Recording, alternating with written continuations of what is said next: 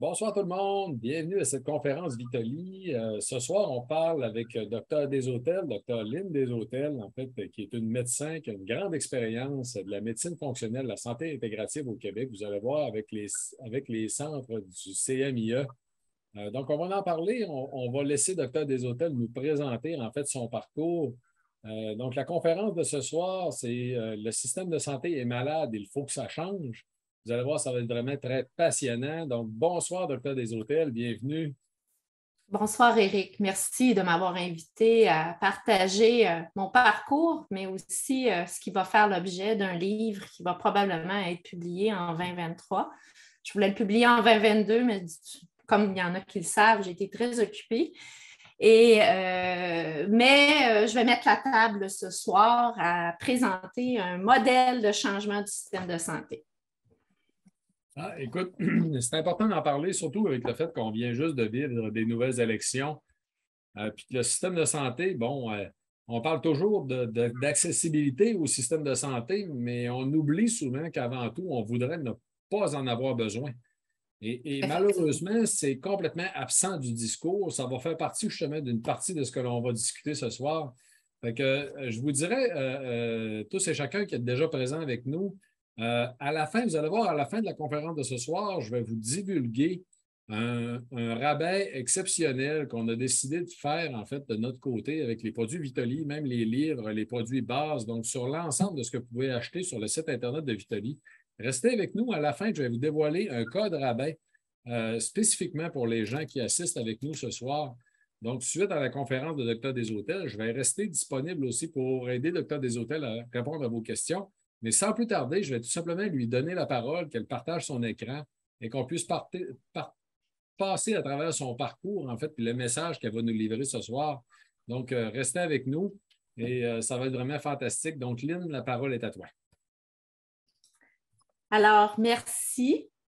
Je vais partager mon écran. Voilà. Alors, je ne sais pas si je suis capable. Attends une petite minute, tantôt. Je ne sais pas comment faire avancer. Attends, tantôt on s'est pratiqué, mais là. C'est parfait. OK. Alors, vous voyez à l'écran le cover ou le dessus de mon futur livre que je vais publier en 2023. Alors, la façon dont j'ai décidé de présenter mon parcours, c'est aussi des constats. C'est un cheminement de l'enfance à maintenant dans ma vie. Ma personnalité aussi a teinté mon parcours. Alors, je vais raconter mon histoire. Ce soir, je vais la raconter brièvement parce que je veux vraiment vous présenter, ce que c'est le CMIE, la médecine préventive, la médecine fonctionnelle, la médecine intégrative, mon équipe, comment on travaille, comment on a développé des modèles différents pour donner de l'accessibilité aux soins de santé. Et mon futur modèle aussi de changement où j'espère un jour, j'espère que je vais être encore médecin au Québec, voir le partenariat privé-public venir au monde. Je pense que c'est fini le temps où on doit se séparer ou travailler soit au public ou au privé. Je pense qu'il faut arrêter de voir ça comme ça. Donc, j'ai eu un parcours sinueux, vous allez voir, je vais vous raconter un petit peu ma vie parce que je veux mettre du croquant. Pourquoi la médecine privée? Hein? Ça a été difficile pour moi de décider de m'en aller en médecine privée. Je vais vous en expliquer un petit peu les circonstances, la découverte de la médecine autrement. Ça a été extraordinaire pour moi, même si c'est déjà à l'intérieur de moi depuis longtemps. Intégrative et fonctionnelle, je vais vous faire la différence entre les deux, même si ça peut se ressembler. C'est quoi le CMIE? Le symbole, hein, le lotus, pourquoi avoir choisi le lotus comme symbole? Mon histoire ou l'histoire du CMIE de 2012 à 2022. Un besoin de prévention, prévention, prévention, prévention, s'il vous plaît. Agir avant la maladie, rester dans la santé, être pas à 70 % dans la maladie, 30 puis 70 % dans la santé. Je pense qu'il faut agir parce que de toute façon, on n'a plus les moyens de oui, on traite la maladie, il faut traiter la maladie quand elle est installée, mais si on pouvait agir avant, on serait peut-être moins dans le pétrin. Notre système de santé est malade. Naturellement, on le sait, c'est gros. Le gouvernement a un gros mandat sur les épaules. C'est une accumulation de plusieurs années, plusieurs changements de gouvernement où on recommence continuellement. Donc, on va en parler un peu. Le CMUE, un modèle de changement en santé au Québec, et mon modèle, le PPPPP. Alors, on avance. Alors, mon histoire, petite brève histoire. Je vous ai montré 2 images. Une croix, parce que j'appelais ça mon chemin de croix. Compostelle. Je ne savais pas comment appeler mon titre de livre. Au début, j'ai dit la défroquer, parce que je suis sortie du système. Il faut que ça change, oui. Pourquoi? Parce que, bref, on est passé à travers toutes sortes de réflexions pour dire, mais finalement, il faut que ça change, oui, et je vais raconter mon histoire. Toute petite, j'étais déjà axée beaucoup sur l'humain, aider les autres. Alors, ce n'est pas d'hier que mon côté de médecin voulant traiter ou être en relation avec d'autres humains, c'est depuis que je suis tout petite. Alors, j'ai eu un parcours normal, une enfance normale, une famille autour de moi. Bref, à l'école, naturellement, je n'étais pas mauvaise, hein? J'étais bonne à l'école, j'aimais étudier, j'aimais les sciences. Et j'ai décidé d'aller, puis au cégep, je me suis dit, j'aime ça, la biologie, l'anthropologie, en tout cas, bref, j'ai toujours aimé ça, les sciences, et j'ai toujours aimé ça, apprendre. Donc, pour ceux qui me connaissent comme médecin, je suis toujours en train d'étudier, même à 58 ans. Ça vous dit mon âge. Ça fait 25 ans que je suis médecin, mais j'ai fait autre chose avant la médecine. Alors, j'ai décidé de m'en aller en sciences et j'ai étudié la biologie, la microbiologie à l'Université de Sherbrooke. Puis par la suite, j'ai décidé de poursuivre mes études en ayant fait du travail d'été dans des laboratoires au CHUS à Sherbrooke. J'ai décidé de faire une maîtrise en biologie moléculaire. Alors, maîtrise, ça allait super bien. Je travaillais sur comprendre comment le cancer pouvait émerger de nos cellules, l'activation des gènes de cancer dans nos cellules. Et j'ai passé au doctorat. Puis là, j'étais là, c'est le fun, le laboratoire, c'était vraiment cool. J'aimais beaucoup ça, mais il manquait la dimension, c'est-à-dire l'humain, la relation. Alors, j'avais 26 ans à l'époque et j'ai décidé de dire, c'est quoi qui me manque dans ma vie? Les relations avec les humains. Je n'avais pas de chum, je n'étais pas mariée, je n'avais pas d'obligation, je n'avais pas d'enfant. Mais là, j'ai décidé de dire, je me lance, je vais aller en médecine. Pourquoi pas aller en médecine? Et si ça ne fonctionnait pas en médecine, j'aurais enseigné la science, au cégep ou à l'université. Finalement, ça a fonctionné, fait que j'ai été acceptée. Et j'ai fait mon cours de médecine à l'Université de Sherbrooke. L'Université de Sherbrooke qui a un modèle d'apprentissage par problème, donc beaucoup axé sur la clinique. C'était assez avant-gardiste à l'époque parce que c'était copié sur Harvard où on ne fait pas des cours magistraux, on apprend tout par cœur. Oui, on a une partie théorique, mais on nous baigne rapidement dans la clinique. C'est-à-dire d'essayer de voir des patients rapidement, des stages d'immersion clinique en commençant, pour qu'on baigne dans c'est quoi être médecin dans le milieu. Alors, j'ai beaucoup apprécié tout ça. Et je suis sortie de l'école ou de l'université après 13 ans à 32 ans. Alors, j'ai commencé à pratiquer en Estrie. Puis là, il y avait déjà des restrictions en Estrie. Les AMP, en tout cas, les affaires, les bourses pour aller en région. Bref, beaucoup de choses que les gens ne savent pas et qu'on est confronté à. Puis ça a évolué dans le temps. Ça va être plus en détail dans mon livre. Et finalement, ils menaçaient. Puis là, j'étais au CLSC. Là, 2 médecins en pratique privée qui prenaient leur retraite. Puis le CLSC, c'était à Stansted puis à Mansonville à l'époque. Puis, je faisais de l'hôpital parce que je disais, je commence comme docteur, on va aller faire de l'hôpital. C'est le fun de faire des soins inter, l'urgence, l'hospice. Bref, j'ai décidé, puis là, ils menaçaient de fermer l'hôpital à Magog. Fait que là, moi, je dis non. Alors, j'avais des amis qui pratiquaient sur la Rive-Sud. Je suis allée sur la Rive-Sud. J'ai commencé à Charlemagne. J'avais une pratique très diversifiée. Pratique hospitalière, clinique externe, clinique, bref. Et j'ai bifurqué vers un autre hôpital de la Rive-Sud. Et là, j'adorais faire l'hôpital. Mais là, j'ai eu un enfant par entre-temps, j'avais une vie familiale. Et là, j'étais continuellement, puis là, tantôt, je vais vous expliquer. Et là est venue la réflexion, qu'est-ce que je fais? Qu'est-ce que je fais? J'ai tourné la crêpe bien des fois avant de dire, Bien, peut-être que je devrais penser à la médecine privée. Ça a été très difficile pour moi. Ça a été 6 mois de réflexion, d'insomnie. Moi, j'ai rentré en médecine pour faire Médecins sans frontières. Puis là, je pense à faire de la médecine privée au Québec. Oh là là! Et puis, c'est toute une culture, hein? Hey! Chargé aux patients. Bref, et puis il faut qu'ils apprennent. Tu sais, c'était en 2008 à l'époque. OK? Alors, il y en avait déjà qui avaient fait le chemin, mais c'était quand même assez innovateur en 2008 encore. Et là, ben, j'ai été accueillie dans une clinique de médecine privée à Saint-Lambert. Mes collègues, Dr Valois et Blouin, m'ont accueillie, m'ont montré le chemin. J'ai été sécurisée dans c'est quoi la médecine privée. Et là, ben, je n'avais pas tout à fait les mêmes buts, les mêmes enjeux. Fait que j'ai essayé de penser à ça. Puis en même temps, j'ai découvert la médecine intégrative. Là, je vais faire mon parcours tantôt. Fait que là, j'ai décidé vraiment de partir mes choses en connectant avec d'autres médecins. Mais il y a des enjeux, des règlements déontologiques d'affaires. Alors, je me suis lancée en affaires, c'est-à-dire que je suis devenue un entrepreneur. J'ai parti une clinique et continué à faire de la médecine malgré tout. La médecine intégrative, découverte intéressante. C'est quoi la médecine intégrative? On va en parler tantôt. La médecine fonctionnelle, dans mon parcours, wow! Pour moi, la médecine fonctionnelle, c'est la médecine. Alors, on verra pourquoi. Et toujours travailler en équipe. Pour moi, on ne peut pas être un médecin tout seul. Il faut travailler avec d'autres personnes. Puis si j'ai réussi à faire ce parcours-là, puis où je suis rendue aujourd'hui, c'était grâce à une équipe qui a changé au cours du temps, mais j'ai toujours travaillé avec des gens qui m'ont appris beaucoup, qui ont passé dans ma vie. Il y en a qui sont encore là, il y en a qui sont partis, mais je les remercie du fond du cœur parce que je ne pourrais pas être qui je suis si je n'avais pas vécu ce que j'ai vécu. Peu importe.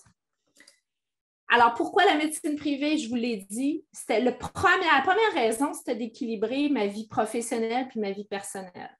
Parce que quand on est médecin au public, on fait partie d'un système qui contrôle notre pratique. Ce que j'ai découvert, parce que je voulais prendre le temps avec les patients, quand on faisait des tournées d'hôpital à 50 patients, ce n'est pas vrai qu'on a le temps de s'asseoir sur le lit puis commencer à jaser avec les patients, même si je le faisais. Je vous l'ai dit, je suis allée en médecine. Moi, c'est le facteur humain qui m'a motivée à aller en médecine. Fait que dans le système, avoir du monde puis à produire, c'était pas tout à fait. Fait que là, j'étais là, voyons, ça marche pas. Là. Je ne suis pas devenue médecin pour faire ça. Là. J'ai étudié 13 ans à l'université, puis je voulais devenir médecin pour le facteur humain. Alors, c'était un peu tout ça. Et puis, de faire des gardes, de se faire appeler la nuit, mon petit garçon qui me tire sur le pantalon quand je viens de rentrer dans la maison, puis qu'il faut que je retourne à l'hôpital, puis que j'ai 3/4 d'heure à faire, puis 3/4 d'heure à revenir. Mais j'étais là, j'étais de garde. Jamais j'ai... Et ça a été toujours un défi, ça l'est encore, parce que c'est une passion pour moi, la médecine. Mais en allant en privé, j'ai redécouvert ce que c'était une profession libérale. On est devenu médecin, on est supposé être une profession libérale, mais le système étouffe la profession libérale. On est dans un carcan de bien des affaires. Alors, et puis, vous savez, en 2008, quand j'ai demandé d'aller au privé, on m'a appelé, j'ai envoyé une lettre au ministre de la Santé, qui était le ministre Couillard à l'époque. J'ai dit, hey, moi, là, ça a été la décision la plus difficile de ma vie de sortir du système de santé. Et écoutez, puis j'aurais voulu continuer à faire, j'aurais pu faire de l'hôpital en privé, mais vous auriez vu ça, j'aurais passé dans les journaux, c'est sûr. Alors, c'est tout ça, là. Et puis, la secrétaire m'a appelée en me disant, elle dit bien sûr de votre choix et j'espère que la lettre va être lue. Alors oui, j'ai tout fait ce que je pouvais parce que je ne pouvais pas changer les circonstances. J'ai voulu garder mes droits de pratique à l'hôpital en continuant à faire ma clinique de soins de plaie. Bref, tout ça, là, ça a été un parcours assez laborieux. Finalement, c'était aussi pour prendre le temps avec les patients, développer une relation avec les patients, puis avoir l'impression de faire la différence et surtout travailler en collaboration, en partenariat avec les patients. Je pense que là, on a un grand problème. Quand on parle de prise en charge, le système ne peut plus prendre en charge. Il faut que le patient se prenne en main en matière de santé. Il faut revenir aussi aux patients. Ce ne sont pas les patients qui doivent s'ajuster à un système. Il faut répondre aux besoins des patients. Donc, il faut retourner aux patients. Alors, la découverte et l'évolution vers une autre médecine. La médecine intégrative, je l'ai découverte de 2008 à 2012 en étant privée, en côtoyant des gens qui m'ont quand même allumé sur cette médecine-là. Pour moi, la médecine intégrative, c'est l'union, c'est le trait d'union entre une médecine conventionnelle qui va toujours être nécessaire, une médecine d'intervention, parce qu'on ne pourra jamais, probablement jamais, être en prévention parfaite. Et les médecines complémentaires, alternatives, holistiques, mettez le terme que vous voulez, mais elles sont là et les gens en veulent parce que ça répond à des besoins aussi. Alors, idéalement, c'est de combiner tout ça. Vous savez, autour des années 90, il y avait quand même déjà 30% des patients qui consultaient en médecine alternative ou en médecine complémentaire ou en soins ou en thérapie complémentaire. Donc, c'est quelque chose qui est très populaire, puis c'est là aussi parce que ça répond à un besoin. Fait que la médecine conventionnelle, elle ne peut plus ignorer que ça existe. Il faut apprendre à travailler ensemble en médecine intégrative. Pourquoi la médecine intégrative? Bien, ça part du patient. Parce qu'il faut optimiser la santé. Et pour optimiser la santé, il n'y a pas une façon de traiter un patient. Ce n'est pas juste des médicaments. Des fois, il faut s'occuper d'autres aspects de la santé. Il y a des choses qui amènent des maladies, il y a des choses, des déséquilibres qui font en sorte qu'on est tout croche ou qu'on peut évoluer vers la maladie. Il faut les identifier. Mais pour bien faire ça, il faut partir du patient. Il faut questionner le patient. Le patient, il est en interaction avec un environnement. Il a une identité, hein? Il y a une génétique qui fait qu'il ne réagit pas de la même façon à des médicaments, à l'environnement, à son alimentation. Bref, il faut regarder tout ça. Et c'est ça qui est important, il faut retourner aux patients. Et il faut travailler en collaboration avec ces mêmes patients. La médecine fonctionnelle. Bon, il y en a qui vont dire médecine intégrative, médecine fonctionnelle, c'est la même affaire. Pour moi, la médecine fonctionnelle, ça a plusieurs définitions. Il y en a qui vont dire que c'est du mind, body and spirit. Donc, il faut s'occuper du corps, il faut s'occuper du psy, comment on est programmé, comment on pense, que nos perceptions, puis aussi nos croyances. Mais oui, parce qu'on est un tout. L'être humain est un tout, puis c'est bien beau s'occuper du physique, mais il y a plein d'autres affaires qui viennent avec ça. Alors, il y a des habitudes de vie, hein, ou des habitudes de vie qui vont influencer aussi comment on se sent, la santé comme la maladie. Alors, c'est bien, bien important. Puis, c'est bien important de faire une histoire parce que dans 85% des cas, si on écoute, on entend, on questionne, on regarde, on sait quoi faire. C'est le patient qui nous dit quoi faire. C'est le patient qui nous dicte le diagnostic si on veut traiter via un diagnostic. Mais c'est surtout de regarder dans sa vie, son parcours, son histoire. Y a-t-il des événements qui ont amené des symptômes? Y a-t-il des événements qui ont déclenché une maladie? C'est important, ça. C'est super important et c'est très payant, pas en argent, mais pour la qualité de la pratique, la qualité de ce qu'on peut apporter ou comment on peut travailler ensemble, c'est très important de le faire de cette façon-là. En tout cas, moi, c'est comme ça que j'ai choisi de le faire. Et pour faire ça, ça prend du temps. Pour avoir du temps, ben c'est bien de valeur, mais on ne peut pas être dans un système où on passe les patients aux 5-10 minutes. Puis si on veut prendre le temps avec les patients, la rémunération ne vient pas avec prendre le temps. C'est ça la réalité. Alors, on ne peut pas. On n'y arrive pas. Il y a beaucoup de médecins que je connais qui sont allés au privé parce que c'est comme, ils mangeaient leur bas. Ils mangeaient leur bas parce que tu n'es pas rémunéré pour passer 3/4 d'heure avec ton patient. Fait qu'il y en a même qui ont décidé parce que leur comptable leur a dit « Hey, ça n'a pas d'allure ton affaire, là, ça coûte de l'argent à pratiquer. » Fait qu'il faut arrêter de penser que le privé, c'est juste pour faire du cash. C'est pas vrai, ça. OK? Pour bien du monde. Puis des gens qui veulent faire du cash, il y en a dans le public, puis il y en a dans le privé. Peu importe, ça dépend qui on est. Alors, je répète, les habitudes de vie sont inhérentes à ça. La médecine fonctionnelle, c'est de traiter ou d'identifier les causes des maladies, des déséquilibres avant de tomber malade, puis dire « Hey, on peut-tu faire quelque chose avant? » Et non de juste traiter les conséquences, c'est-à-dire les symptômes, la maladie. On traite une personne. On ne traite pas un symptôme, une maladie. Alors, il faut considérer la personne dans son ensemble. Le CMIE. Bon, le CMIE 2012. Et là, on a tricoté ça à l'époque. CMIE, on a dit clinique. La clinique, ce n'est pas juste une clinique, c'est un centre. Pourquoi centre? Parce qu'on rassemble. On est tous au même endroit. Médecine, oui, on fait de la médecine, on fait d'autres choses, on intègre d'autres approches, d'où le intégratif. Et le E, à l'époque, on devait faire de l'esthétique. Finalement, on a fait de l'esthétique plus tard. On a gardé le E. Là, je dis, on garde le E pour évolutif. Parce que évolutif, c'est toujours en constante évolution. La santé, la médecine, les connaissances scientifiques. On a des compréhensions. La science, elle a tellement évolué avec la COVID, ça a explosé. Fait qu'il faut être à jour dans nos connaissances parce que ça a changé. Ça va teinter notre façon d'approcher et de traiter les patients. Puis là, c'est rendu etc. parce que ça englobe un paquet d'affaires parce que ça peut être extraordinaire aussi. E pour extraordinaire. Le lotus, symbole d'équilibre, symbole d'harmonie. Une équipe santé, où l'humain est au centre de nos préoccupations. J'espère qu'on va garder, peu importe l'évolution du CMIE, cette signature où les gens ont tellement besoin qu'on s'occupe d'eux comme des êtres humains. Pas comme un numéro de RAMQ, pas comme on a besoin de reconnecter, on aura besoin de reconnecter les humains ensemble après ce qu'on vient de vivre encore plus. Énormément de problèmes, le tissu social a été pas mal effrité. Et c'est la mission du CMIE, c'est de s'occuper avec le patient de la santé de tout le monde. Hein?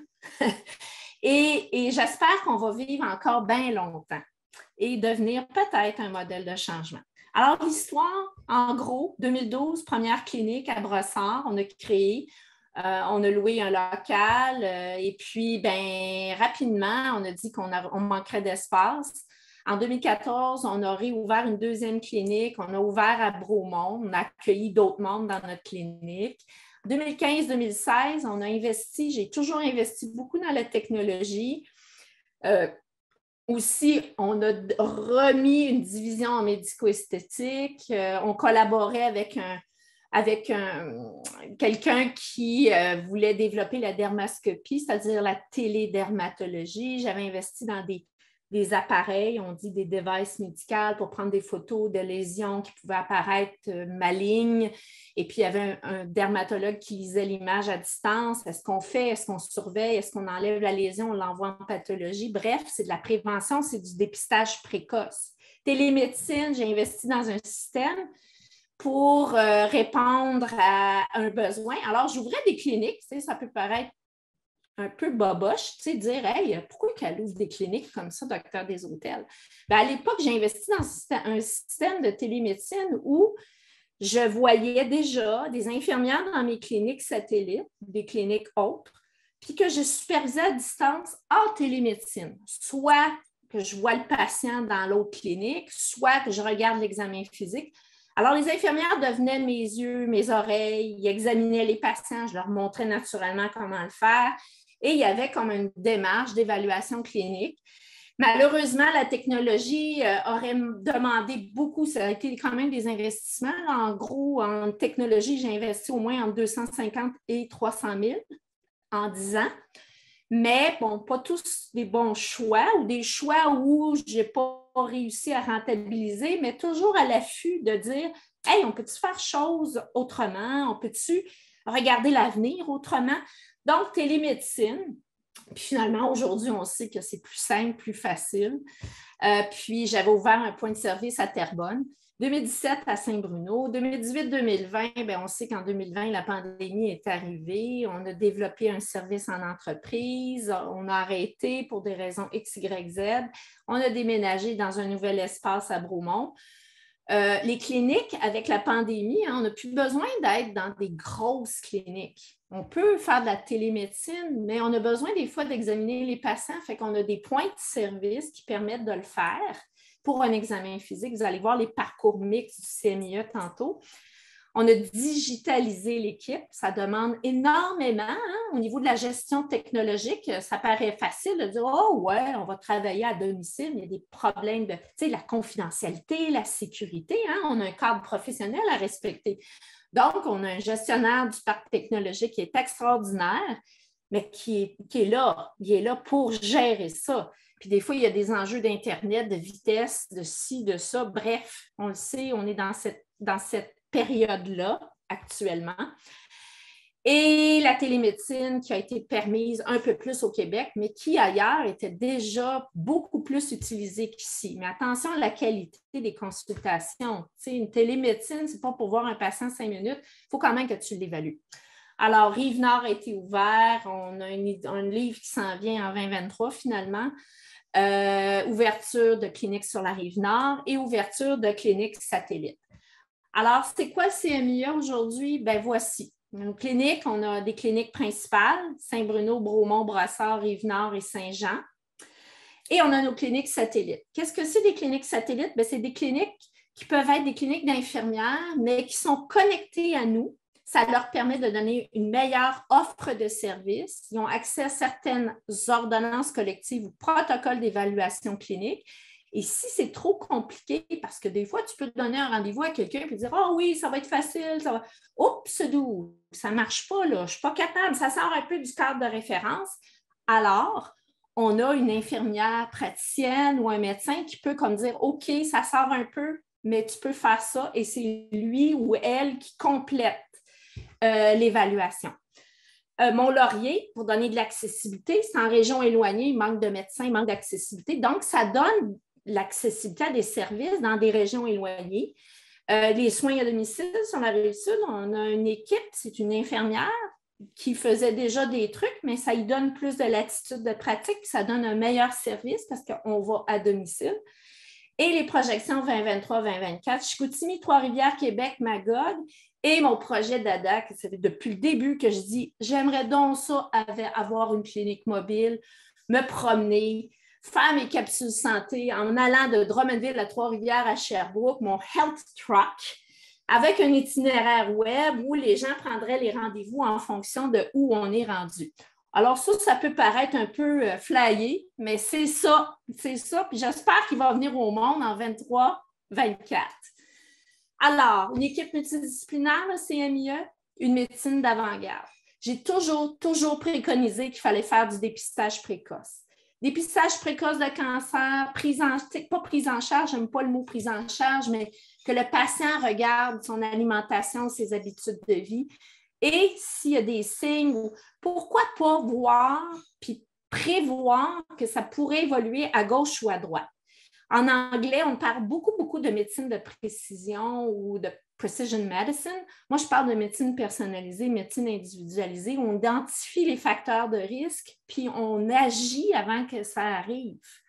Médecine générale, oui, on répond en première ligne aux besoins d'urgence, en tout cas, on essaye du mieux qu'on peut. Et on identifie, on traite les maladies chroniques. J'ai une équipe formidable qui m'aide à suivre les patients. On essaye de travailler en collaboration avec les patients. Des fois, on a besoin de les coacher, on a besoin de les supporter, on a besoin de les convaincre de faire des changements. Alors, ça fait partie de ça pour ne pas rester dans la maladie, pour aller vers la santé. Fait qu'une fois que la maladie est installée, oui, la prévention, mais une fois qu'elle est installée, on peut retrouver ou retourner à la santé. Médecine préventive, alors on a des cliniques, comme il y en a qui le savent, je suis très fervente de l'hormonothérapie bioidentique. Oui, avec les hormones sexuelles en andropause, en ménopause, en préménopause, en santé sexuelle, mais les hormones, c'est un paquet d'autres choses. Il y a plein d'hormones dans le corps humain qui régulent plein de fonctions.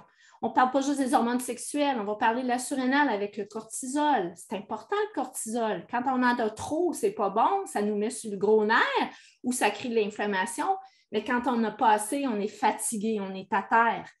La thyroïde est importante. L'insuline, alors si on mange du sucre et qu'on fait produire de l'insuline, mais l'insuline, là, si on veut avoir peur des hormones, l'insuline, si on est trop produite, trop souvent, bien, ça fait que ça peut nourrir les cellules, mais pas d'une bonne façon. Parce qu'on a des récepteurs à l'insuline sur toutes les cellules du corps. Je m'excuse, mais moi, je vais prendre une petite gorgée de vin.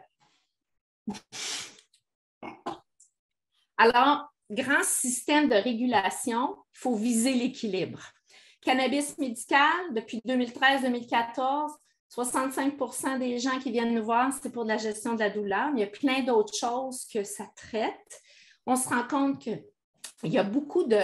c'est un système, hein, on produit des cannabinoïdes dans notre corps. On a un système endocannabinoïde qui a été découvert dans les années 95, à peu près, 90-95, où on produit déjà des substances qui pourraient ressembler aux cannabinoïdes extraits de la plante de cannabis.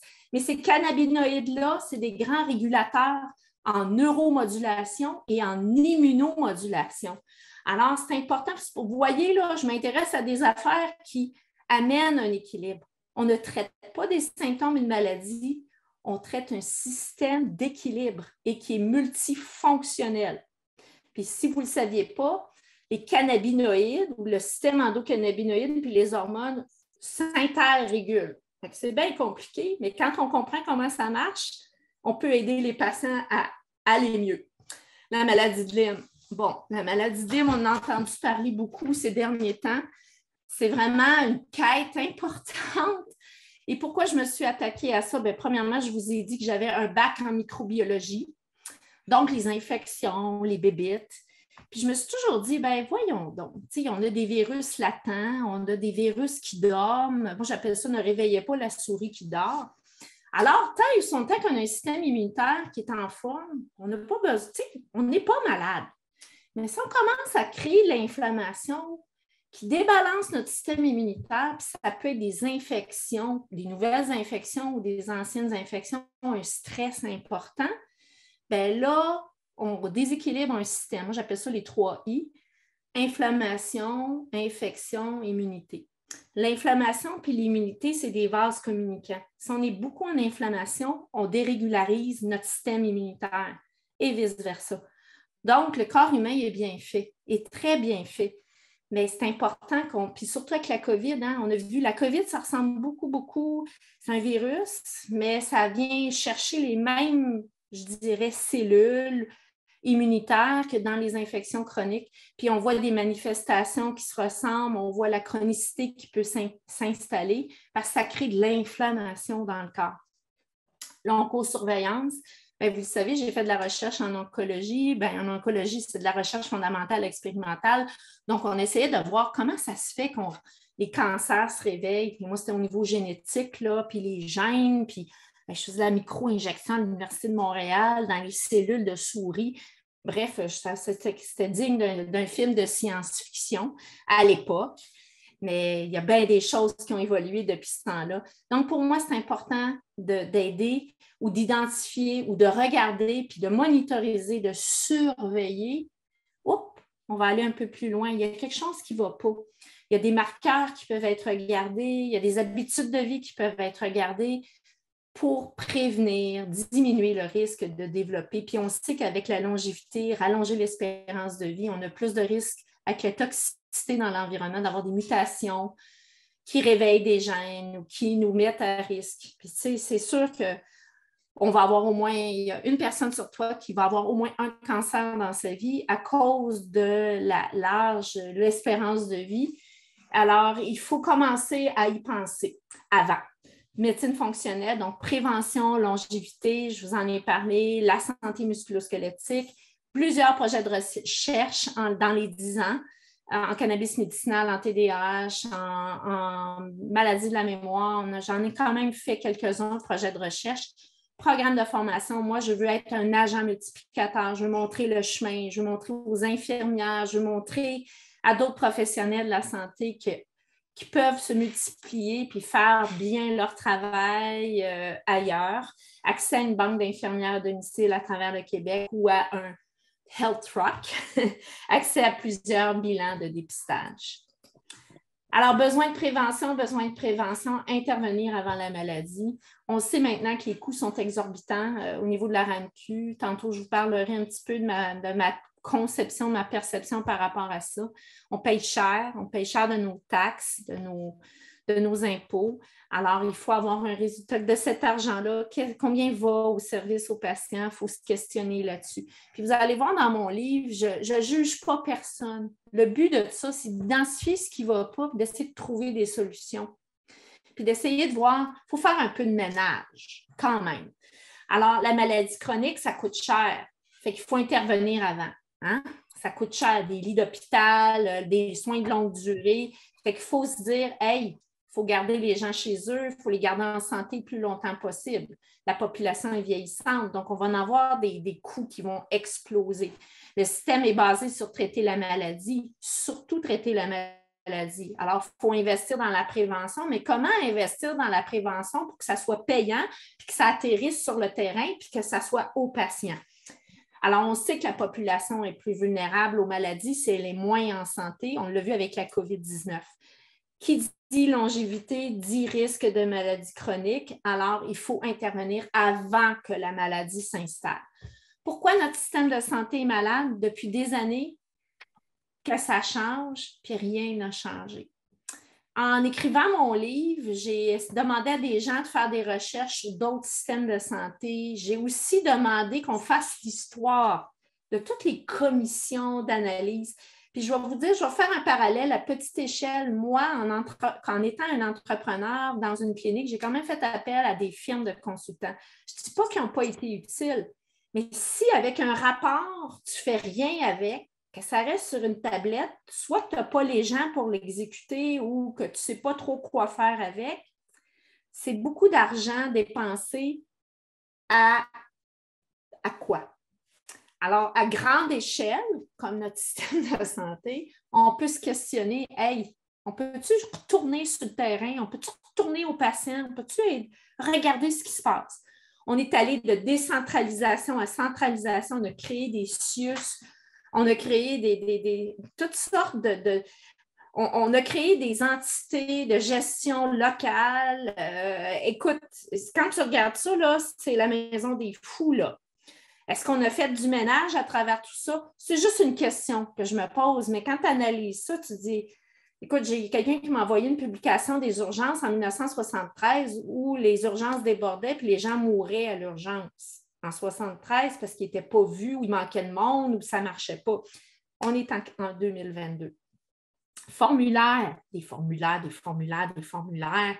remplir un formulaire de référencement. On a beaucoup alourdi l'administration avec beaucoup de gens qui gèrent, mais au niveau des acteurs de terrain, qu'est-ce qui se passe? Le contrôle corporatif, je vais en parler un peu plus tantôt. Est-ce que ça favorise ou ça paralyse?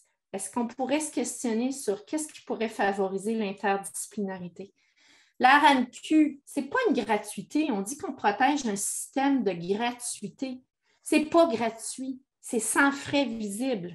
Mais si on regardait tout ce que ça coûte, si on avait à payer, moi je le sais, là, ça fait 10 ans que j'autofinance le développement d'un modèle, là. Alors, il y a des frais associés à ça. Il faut responsabiliser les gens et leur faire prendre conscience que ça coûte quelque chose. Pas juste le monde, là. Les gouvernements, tout ça, il faut qu'on travaille ensemble à trouver des solutions. Alors, qui contrôle les dépenses publiques? Oui, les gouvernements, mais c'est une grosse machine. Hein? On ne tourne pas un paquebot de même sur un dissous.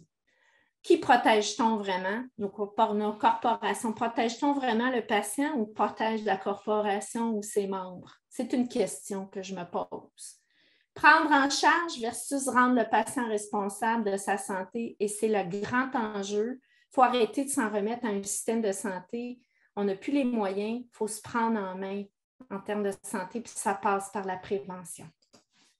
Les entraves à l'interdisciplinarité, bien oui. Les corporations, moi, écoutez, ça fait 10 ans que j'essaie de développer des équipes interdisciplinaires, multidisciplinaires, puis à tout bout de champ, je me rends compte, j'essaie de donner de l'autonomie à des infirmières. C'est beaucoup, oui, la résistance au changement, l'insécurité que ça génère. C'est facile de rester dans des carcans sécurisants, des pratiques, des protocoles. Ça fait 20 ans qu'on fait la même affaire, on prescrit la même affaire. Le changement, c'est insécurisant aussi. Mais c'est important d'aller ailleurs avec ça parce que si on reste dans le même carcan, on va continuer notre même petit pattern qui va coûter bien cher, puis en bout de ligne, est-ce que ça va survivre à tout ça? Je ne suis pas certaine. Il y a aussi des avancées scientifiques. On parle beaucoup de la médecine basée sur le base evidence, mais la basée sur l'évidence, oui, mais elle vient d'où l'évidence? C'est qui gère les études cliniques, ou pas les cliniques, mais les études pour les médicaments ou autres? Il y a de l'expérience clinique qui compte là-dedans, puis il y a des belles études real world evidence puis real world data qui méritent d'être regardés quand c'est bien fait et qui apportent un plus parce qu'on voit que ça marche. On essaye quelque chose tout en ne mettant pas le patient en danger et ça fonctionne. Les avancées scientifiques sont importantes. La science, depuis 20 ans, elle a évolué catastrophiquement, mais est-ce que la médecine s'est ajustée au changement? L'évolution passe par le changement. Alors, ce qui arrive, c'est qu'on met les gens dans la peur. La peur. Si tu ne fais pas ça comme on t'a dit, tu peux perdre ta licence de pratique. Si tu prescris des antibiotiques à des patients atteints de la maladie de Lyme, par exemple, puis vous savez, moi, là, j'ai étudié, là, je n'ai pas fait ça n'importe comment. Je suis allée en Allemagne, je fais des fins de semaine avec les meilleurs au monde pour apprendre, puis pour donner cette accessibilité-là au Québec. Ce n'est pas normal que les gens aient à s'expatrier pour avoir accès à cette médecine-là. Pour moi, c'est non recevable, pas en 2022. Et l'expérience amène la compétence. Fait que quand on apprend, on évolue, on change, on amène une compétence. Il faut développer cette compétence-là et cette compétence-là va passer par l'éducation. Il faut que les gens comprennent ce qu'ils font, puis au lieu d'appliquer des recettes toutes faites sans se poser de questions. Alors, je suis très fière de présenter mon CMIE. Mon modèle CMIE, c'est une entreprise de soins qui a été fondée en 2012. J'ai une équipe extraordinaire autour de moi parce que je ne pourrais jamais accomplir ça sans les gens qui m'entourent. Et ça fait 10 ans que ça dure. Il y a eu beaucoup, beaucoup de difficultés à travers tout ça, mais j'ai grandi, j'ai appris, je suis devenue qui je suis aujourd'hui. Alors, il y a au moins 40-45 personnes qui gravitent autour du CMIE. Je suis actionnaire à 100%. C'est 2 compagnies. Une compagnie qui est incorporation professionnelle et il y a une compagnie de gestion qui gère les opérations. Donc, directrice médicale, propriétaire aussi. J'ai une coordonnatrice clinico-administrative, tantôt je vais vous les présenter, une directrice générale, une directrice de soins. Il y a 10, là, il va y avoir 10 médecins à temps partiel, omnipraticiens spécialistes, je vais vous présenter ça tantôt. Une infirmière praticienne qui s'occupe de superviser mes infirmières qui, des fois, sont un peu insécures. Il faut donner de l'autonomie, mais il faut sécuriser pour rester dans des cadres professionnels qui sont acceptables et corrects et sécuritaires pour le patient. Alors, quelques IPS spécialisés en clinique spécialisée. Les infirmières cliniciennes, il y en a 10 à 15 sur les 7 sites. Les infirmières auxiliaires, il y en a 4 sur 3 sites. Personnel de soutien, je remercie mon personnel de soutien, ceux qui répondent au téléphone, ceux qui reçoivent les commentaires, ceux qui essayent de rassurer, consoler, aider, tant bien que mal en étant submergés d'appels ou de courriels. Et c'est difficile aujourd'hui parce qu'on manque de personnel. Moi aussi, j'en manque du personnel. On essaie de trouver des façons innovatrices de répondre mieux, mais il y a des grands défis, que ce soit mon entreprise ou une autre entreprise. Alors, on a un service comptable, on a des firmes de consultants qui nous ont aidés à améliorer nos processus, nos procédures, nos contrats, définir les rôles, les responsabilités. Ça paraît niaiseux avoir une entreprise, mais c'est tout ça là, qu'il faut réévaluer, évoluer, refaire. Alors, c'est des processus qui changent, qui évoluent, les besoins changent aussi. Un gestionnaire de parc technologique, hein? Il y en a qui sont chez eux, qui travaillent de chez eux, fait qu'il faut s'assurer de la confidentialité. Il faut s'assurer que tout fonctionne, Internet, le téléphone. Hein? On a eu des enjeux avec le téléphone. Ça fait juste 4 fois que je change de système téléphonique en 10 ans. La fiscalité, Emploi Québec qui m'a subventionné dans certains projets que je remercie aujourd'hui parce que une entité gouvernementale qui m'a aidée, je l'ai demandé. C'est Emploi Québec, je tiens à les remercier. Puis, moi, c'est moi qui ai autofinancé tout ça. Beaucoup. J'ai une grande fierté. C'est un beau projet. J'ai agrandi, mais je n'ai pas un gros compte de banque, ni un fonds de pension. Je vais juste vous le dire. Alors, voici mon équipe, mon organigramme avec fierté que je vous présente ce soir. Je ne vous les nommerai pas individuellement, mais regardez le beau tableau devant vous. C'est le portrait de mon CMIE. C'est avec une grande fierté que je vous les présente. Et sans tout ce beau monde-là, je ne serais pas où je suis aujourd'hui. à vous présenter mon modèle de changement du système de santé. Alors, le CMIE, c'est un algorithme de soins. Moi, j'ai changé le terme, j'aime mieux dire protocole d'évaluation clinique. Il y en a beaucoup qui ont déjà entendu ordonnance collective. Alors, c'est basé sur l'accessibilité à une équipe santé. C'est aussi basé sur créer un continuum de soins entre les différents professionnels de santé. C'est de dire, bon, ben moi, j'ai vu le patient, je vais donner une conduite à tenir, mon infirmière va le prendre, va savoir quoi faire, comment réajuster la médication parce qu'elle va avoir un guide de pratique clinique.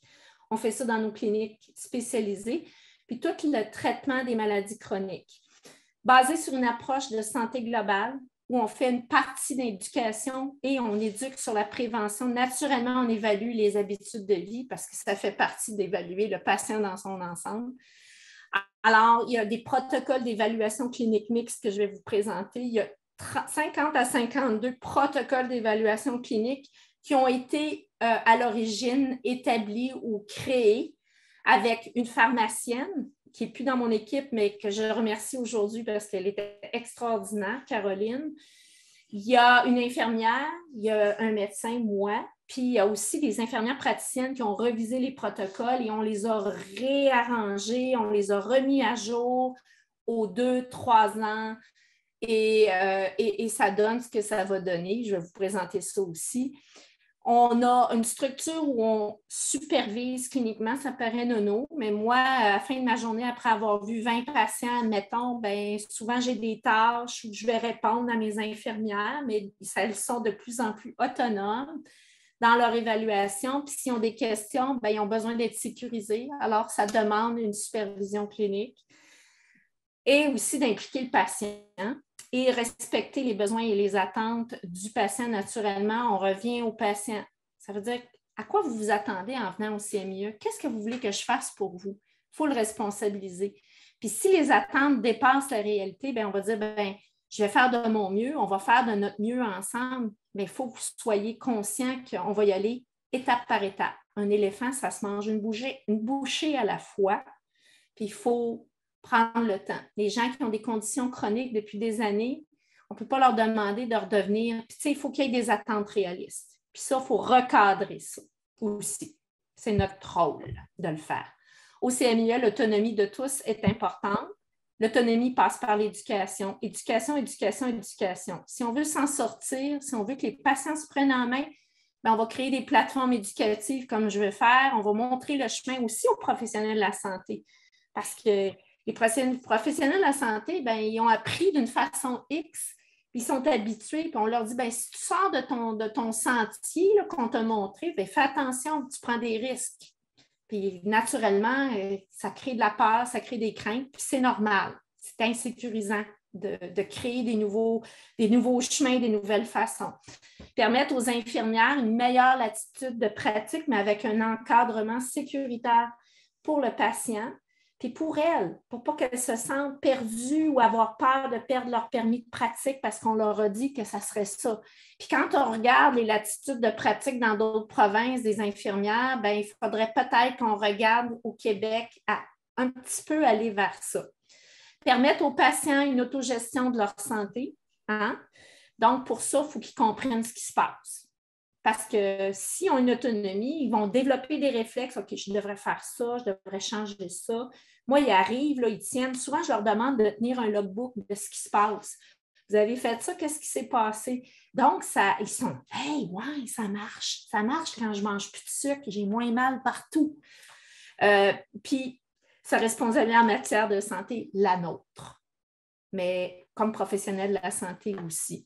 Alors là, je vous dis ça ce soir, mais je suis un cordonnier mal chaussé. Pour ceux qui me connaissent, je travaille trop. Mais c'est un défi. Mais ça s'en vient. Ça s'en vient, j'y arrive bientôt. J'ai fait une promesse en 2014 en me mariant avec moi-même de prendre soin de moi, mais on est en 2022, puis je ne suis pas championne, disons. On veut offrir des ordonnances collectives et toutes sortes de trajectoires. Ordonnances collectives, protocoles d'intervention ou d'évaluation clinique. Voici nos protocoles d'intervention. Ces protocoles d'intervention-là, bien, on a un système des trajectoires qu'on appelle, que je vais vous présenter, où il faut évaluer. Mais tu sais, quand quelqu'un appelle, il faut savoir, ça se fait-tu en télémédecine? Ça va-tu demander de l'examiner, le patient? Parce que tout ne se fait pas en télémédecine. Il y a bien des choses qui se font, mais il faut aussi être capable, parfois, d'examiner les patients. Donc, on va parler de télémédecine, de présentiel ou de trajectoire mixte. Et puis, vous voyez toute la panoplie de protocoles ou d'évaluations qu'on fait au CMIE et il y en a d'autres. Alors, voici la trajectoire de première ligne. Première ligne, intervention, urgence. Alors, quelqu'un appelle, on va avoir un petit questionnaire. On a formé un peu nos secrétaires à dire il y a des drapeaux rouges, il y a un questionnaire à faire. Bon, vous avez mal, vous avez une douleur, est-ce que ça peut se voir en clinique? Puis si ça se voit en clinique, est-ce que ça peut être une ordonnance, un protocole d'évaluation clinique par une infirmière ou ça doit passer par le médecin ou l'infirmière praticienne? Est-ce que c'est en télémédecine ou ça peut se faire en présentiel? Admettons qu'on décide que ça peut se faire par une ordonnance collective ou un protocole d'évaluation clinique. Bien, on va diriger vers soit les disponibilités à domicile avec une infirmière ou dans les cliniques satellites qui ont certaines ordonnances collectives parce que ça demande la supervision à distance. Et puis, s'il y a lieu, si l'ordonnance, on ne peut pas l'honorer de façon autonome, c'est parce qu'il y a des contre-indications, bien à ce moment-là, on change la trajectoire ou on demande une évaluation présentielle ou par un autre professionnel de la santé comme un médecin ou une infirmière praticienne, ce qui est décrit dans le bas de la diapositive. Un autre exemple, on pourrait avoir une infirmière auxiliaire qui fait une collecte de données parce qu'elle ne peut pas faire d'évaluation clinique de par son ordre professionnel. On appelle ça une collecte de données. Elle fait un questionnaire, elle remplit un questionnaire.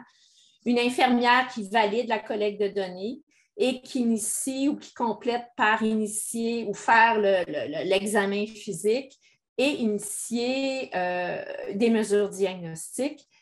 On peut aussi aller avec déjà d'emblée une consultation en télémédecine, mais peut-être que cette consultation en télémédecine-là va demander un examen complémentaire physique. Alors, il faut s'organiser pour être capable de le faire en dirigeant les patients vers une clinique en présentiel pour que l'examen physique se fasse, soit le jour même ou ultérieurement. On a aussi un programme de prévention où d'autres professionnels de la santé peuvent référer au CMIE, c'est-à-dire qu'il y a des professionnels de la santé qui ne peuvent pas prescrire ou demander des tests. Puis pourtant, ils ont des connaissances, mais ils sont pognés là, ils ne peuvent pas parce que ce n'est pas des professionnels de la santé autorisés à le faire. Fait qu'ils peuvent nous référer, nous, on refait un dossier clinique, il y a un consentement à qui vont les résultats. Mais il faut faire une histoire, il faut refaire l'histoire. Ils doivent nous référer avec les raisons de consultation. Moi, j'aimerais ça parce que je soupçonne qu'il y a un problème ou qu'il y a un problème de thyroïde. Pourriez-vous regarder? Puis là, nous, on fait une collecte de données, on initie des besoins et on suit le patient et on lui demande préalablement, est-ce que vous voulez que votre professionnel de la santé vous suive, votre médecin de famille ou nous? Alors, c'est un peu comme ça. Et ça donne, puis on retourne les résultats ou on retourne une opinion à l'autre professionnel de la santé. Alors, ça crée vraiment des possibilités intéressantes pour des gens qui pourraient mieux traiter, mieux accompagner les patients autrement en sachant c'est quoi le problème qui est là. Y a-t-il de l'inflammation? Y a-t-il un problème de diabète? Bref. Alors, c'est très, très intéressant. On l'a présenté à certains professionnels de la santé qui collaborent déjà avec nous de cette façon-là, mais il faut le faire dans un cadre qui est sécuritaire. Puis, il faut rester dans notre cadre professionnel. Alors, les bilans, je vous ai présenté toute une panoplie de bilans. Il y a des laboratoires très intéressants qui sont en émergence au Québec, qui font beaucoup, beaucoup de recherches. C'est intéressant parce que c'est aussi de faire des tests au Québec. Là, je vous ai donné des labs ailleurs parce que ça ne se fait pas au Québec. Il y en a là, on n'a pas ce type d'analyse-là. Mais ça serait intéressant qu'on le développe pour que ça coûte moins cher pour le patient parce que quand tu t'en vas aux États-Unis, tu as un 30-35 de plus que ça te coûte. Puis on pourrait peut-être faire ça ici. Alors moi, vous le savez comment j'aime ça, poser des questions puis être avant-gardiste. Alors, c'est sûr qu'on a une panoplie de bilans, des bilans métaboliques, des bilans hormonaux où on suit, on regarde si la réponse thérapeutique est adéquate. Y a-t-il un problème d'intestin perméable? Y a-t-il l'inflammation? Il y a des laboratoires intéressants au Québec. Alors, j'aimerais ça qu'on m'entende aujourd'hui, qu'on investisse au Québec pour permettre l'émergence. Puis on a tellement du monde qui ont des belles compétences, mais ça coûte des sous faire tout ça. Ça coûte très cher. Moi, je le sais, là, je suis entrepreneur depuis 10 ans. Alors, il faut avoir du financement pour permettre que la compétence, la qualité reste ici et ne s'en va pas ailleurs parce qu'elle n'est pas capable de faire ce qu'elle a besoin de faire ou qu'est-ce qu'elle veut faire. Alors, notre équipe médicale, je vous ai présenté grosso modo, on est quand même pas mal de monde finalement, avec plein d'infirmières. Alors, il y a des omnipraticiens qui font de la médecine générale, il y a des omnipraticiens qui font des cliniques spécialisées, entre autres en hormonothérapie. On a maintenant une gynécologue qui fait de l'acupuncture médicale aussi. Elle n'a pas commencé parce que c'est encore pas tout à fait assez solide pour le faire, mais elle fait de l'hormonothérapie avec du cheminement. Hein, ça paraît bizarre, mais tu sais, quand tu sors des sentiers battus puis qu'on t'a dit pendant plusieurs années que c'était comme ça puis qu'il ne fallait pas faire ça comme ça, puis que là, tu commences à découvrir une autre façon de faire, mais ça fait de la discordance des fois dans la tête. Ça crée beaucoup d'angoisse, d'insécurité. Ben non, je ne peux pas faire ça, je ne peux pas donner d'hormones à quelqu'un qui a déjà fait un cancer. Ben voyons donc, on ne peut pas, là. Hein? On ne peut pas, on a peur, on va se faire taper ses doigts si on fait ça. On est là-dedans, mais il faut défaire ça, il faut replacer, il faut démystifier, il faut recadrer, il faut faire des distinctions. Alors, on a un ORL, on a un psychiatre qui veut venir travailler avec nous. Puis ça pourrait être des trajectoires mixtes, privées, publiques. Je vous expliquerai ça tantôt. Un chirurgien qui fait des chirurgies mineures. Bref, d'avoir une équipe médicale diversifiée qui peut faire du privé puis du public. Les deux. Ça serait le fun. Bon, tous les services ou ce que mes infirmières de première ligne font, voici ce qu'il y en est. Moi, je ne sais pas, il va falloir que j'avance. Hein? Alors, je ne m'étalerai pas sur leurs responsabilités ou ce qu'ils font, mais ils travaillent beaucoup, ils ont des responsabilités, ils ont des rôles, ils font des rendez-vous de suivi, parfois des suivis de résultats. On a toute une structure bien intéressante de ce côté-là. Nos cliniques spécialisées, alors hormonothérapie, médecine intégrative, gestion de la douleur, maladie de Lyme, cannabis médical. On a mis une première ligne parce que ça ne paraît pas, mais la première ligne, il faut développer des compétences, il faut développer des réflexes. Alors, on montre aux infirmières praticiennes ou praticiens en devenir à développer des réflexes pour être capable de bien évaluer les patients et peut-être se rendre à un niveau d'autonomie supérieur aussi. Voilà. Les autres approches, on a d'autres professionnels de la santé aussi à MIA qui sont à l'interne.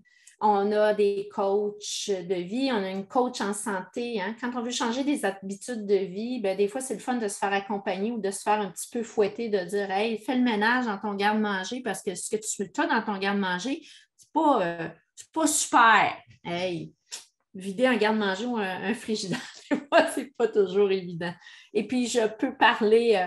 je prêche pour ma paroisse en disant ça. Et regarde, Éric, j'ai mis parce qu'on avait le schéma, mais regarde comment le symbole ou le logo de l'Association professionnelle de santé intégrative s'intègre bien à ça. J'ai 2 naturopathes extraordinaires qui sont avec moi depuis plusieurs années. On a une intervenante psychosociale qui va être diplômée bientôt, qui va pouvoir vraiment, parce que là, la santé mentale, 50% de nos consultations d'urgence sont en santé mentale actuellement. Anxiété, le monde est en train de capoter. Fait qu'il faut les accompagner, il faut les aider, il faut les supporter. Des fois, juste d'être entendu, écouté, ça fait toute la différence. Alors, le réseau CMIE, collaboration, partenariat, ensemble pour mieux soigner, créer une communauté axée sur la santé et avec le patient. Là, j'aimais ça ici. Vous voyez, j'ai mis toutes sortes de choses là-dessus. J'ai mis des cliniques, parce que je ne suis pas toute seule à faire ce bout de chemin-là. Je ne suis pas toute seule à voir qu'il faut s'être ensemble pour traiter puis accompagner les patients vers la santé. Il y a des cliniques EVA, la clinique EVA que je réfère, il y a de l'acupuncture, il y a multiples professionnels de la santé qui y travaillent, chiropratie, massothérapie, etc. J'ai une naturopathe qui est spécialisée en maladie de Lyme parce que c'est complexe, donc elle a des connaissances, elle suit les mêmes workshops qu'on fait avec Dr. Horowitz à chaque année, donc elle a des compétences qui m'aident, elle m'accompagne, tu sais, tout le volet, changement d'habitude de vie, nutrition, protocole d'inflammation à diminuer, tout ça, ben, elle est avec moi. J'ai nouvellement ou bientôt, on va s'associer à des cliniques de physiothérapie aussi où on va avoir un corridor de service pour des meilleures évaluations en musculo-squelettique, ZIO, santé du mouvement, Triade santé, qui sont à Magog, les spécialistes santé des kinésiologues extraordinaires avec qui je collabore, je réfère, la clinique Axis, la clinique de le centre de Dr. Anne-Isabelle Dionne, où c'est une BNL, je la salue parce que c'est quelque chose. Alors, elle aussi, pour la prévention des maladies métaboliques, la santé, avec des équipes multidisciplinaires, c'est beaucoup de travail. Beaucoup de travail, beaucoup de sacrifices, beaucoup d'heures parce qu'on y croit. Alors, moi, je salue tout ce monde-là qui veulent aussi, qui ont créé des cliniques, qui veulent que ça change. La clinique Reversa avec Dr. Bourdua, Roy, avec l'approche cétogène. Alors, c'est tout du monde. Alors, si on pouvait travailler ensemble, main dans la main pour faire le changement, ça serait mon rêve. Alors, c'est aussi un milieu d'apprentissage. On accueille des stagiaires, des infirmières, on forme du monde, on transmet nos connaissances, on espère que ça aide des gens à améliorer leur pratique. On vise l'autonomie.